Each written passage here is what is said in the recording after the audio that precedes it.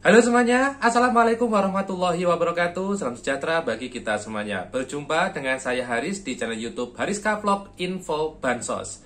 Kemarin saya sudah mengupload informasi terkait PKH ataupun BPNT yang sudah tidak cair dalam kurun waktu yang cukup lama ya. Bisa 1 ataupun 2 tahun yang lalu bansos PKH ataupun BPNT-nya sudah tidak cair sampai saat ini. Nah, misal kondisi Anda saat ini tergolong masih membutuhkan bantuan atau secara ekonomi masih di bawah, tapi bansosnya tidak cair, nah itu solusinya harus bagaimana? Pada kesempatan kali ini saya akan khusus menyampaikan solusi secara umum bagaimana mengatasi bansos PKH ataupun BPNT yang tidak cair. Bagi Anda yang mungkin ingin mendengarkan penjelasannya bagaimana dan nanti solusinya harus bagaimana, nah silakan Anda bisa simak informasi atau penjelasan pada video ini sampai tuntas ya. Mohon jangan di-skip atau dipercepat atau diloncat-loncat agar nanti informasi yang diperoleh itu tidak setengah-setengah dan tidak berakibat kesalahpahaman. Baik keluarga Indonesia, Bapak Ibu sekalian, Sobat Netizen, dimanapun Anda berada, silakan Anda simak informasi berikut ini.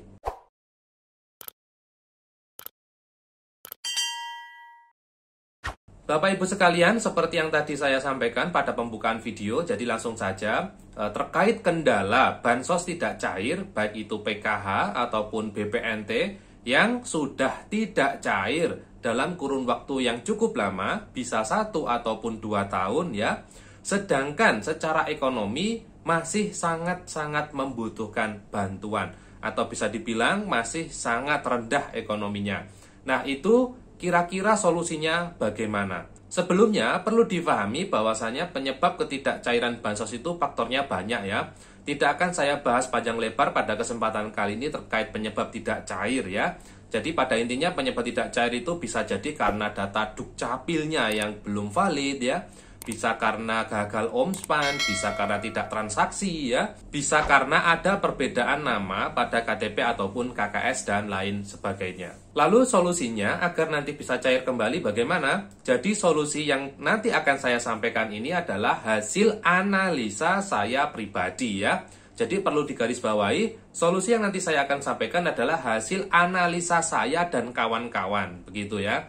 Karena pada kementerian itu belum menyampaikan secara detail terkait solusinya harus bagaimana, sehingga kami selaku SDM di lapangan itu mencari solusi sendiri. Ya mudah-mudahan solusi ini nantinya bisa bekerja ya, daripada hanya berdiam diri saja, mending bisa melakukan solusi yang nanti akan saya sampaikan.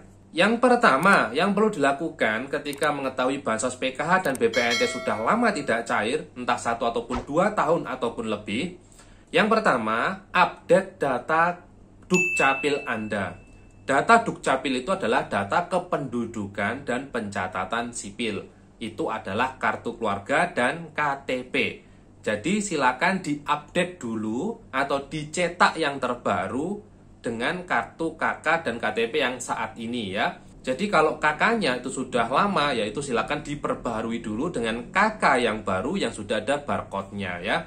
Nah nanti setelah dicetak KK dan KTP baru, minta tolong juga langsung ke Dukcapil untuk aktivasi kartu keluarga dan KTP Anda. Jadi cetak KK baru dan minta tolong aktivasi juga. Lalu cetak KK baru di mana? Kalau cetak KK baru ya jelas di kantor kependudukan dan pencatatan sipil di kabupaten atau kota Anda setempat ya. Bisa di mall pelayanan publik ya, ataupun nanti bisa konsultasi ke desa kira-kira kalau cetak KK baru ya, dan juga aktivasi nanti harus kemana? Nanti Anda bisa tanya-tanya ke kantor desa ataupun kelurahan Anda setempat. Misal Anda tidak mengetahui bagaimanakah cara mencetak KK baru dan aktivasi KK. Jadi yang pertama tadi sudah jelas ya, dicetak KK-nya yang terbaru dan minta tolong juga untuk diaktifasi ya. Setelah mempunyai KK baru dan sudah diaktifasi, itu nantilah harus bagaimana? Jadi nanti setelah KK-nya sudah tercetak baru dan sudah teraktivasi ya, nanti beberapa minggu kemudian Anda bisa datang ke kantor desa atau kelurahan untuk pengusulan bantuan sosial ya. Jadi Anda bisa datang ke kantor desa atau kelurahan nanti untuk pengusulan bantuan sosial. Baik itu bisa jadi PKH ataupun nanti sembako atau BPNT begitu ya. Tujuannya apa ya? Tujuannya nanti kalau diusulkan kan harapannya nanti bisa menerima bansos PKH ataupun BPNT yang baru. Nanti kalau Anda menjadi penerima baru, biasanya akan mendapatkan kartu keluarga sejahtera atau KKS merah putih yang baru. Jika Anda tidak berani untuk usul ke desa atau kelurahan, ya Anda bisa menggunakan aplikasi Cek Bansos ya. Aplikasi ini bisa Anda unduh di Google Play Store dengan nama Cek Bansos. Nanti di sana Anda bisa mengusulkan nama Anda sendiri ya pada aplikasi Cek Bansos untuk mendapatkan bantuan, bisa jadi PKH ataupun sembako. Jadi ada dua cara usul ya. Nah, pada pengusulan ini atau tahap pengusulan baik melalui desa ataupun melalui aplikasi Cek Bansos itu perlu difahami bahwasanya pengusulan ini sifatnya usul ya. Jadi sifatnya itu pengusul ke data DTKS ataupun ke Kementerian Sosial. Usul itu bisa jadi diterima, bisa jadi tidak ya. Yang penting Anda sudah ada upaya untuk melakukan update data dan pengusulan. Entah nanti keterima atau tidak, nanti urusan belakangan. Daripada yang tidak melakukan aktivasi ya, tidak mau melakukan usul, nah itu sudah dipastikan sampai besok bantuannya tidak akan cair lagi ya.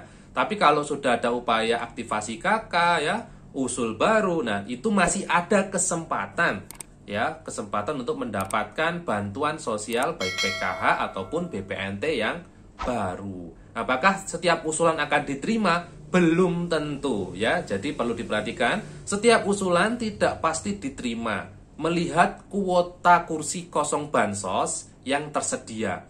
Misal yang tersedia hanya 2 kursi, sedangkan yang usul ada 20 orang. Yang keterima ya hanya 2, yang 18 lainnya tentu masih belum diterima. Seperti itu ya. Jadi perlu diperhatikan. Yang penting masih ada ikhtiar atau upaya kita untuk bisa ya berusaha untuk bisa mendapatkan bantuan kembali, misal membutuhkan. Nah, tadi itu ya Bapak Ibu sekalian, keluarga netizen, terkait 2 solusi umum ya yang bisa ditempuh Anda semua ya agar nanti harapannya bisa mendapatkan bantuan lagi. Yang pertama tadi adalah update data Dukcapil Anda. Yang kedua nanti diusulkan data baru pada aplikasi SIKNG ataupun diusulkan data baru ke DTKS ya. Nah, semoga informasinya bermanfaat. Apabila masih bingung, silakan Anda bisa ulangi sekali lagi video ini dari depan. Bertemu lagi dengan saya Haris di video saya berikutnya. Mohon maaf juga kalau ada kesalahan kata dan ucap. Dan wassalamualaikum warahmatullahi wabarakatuh.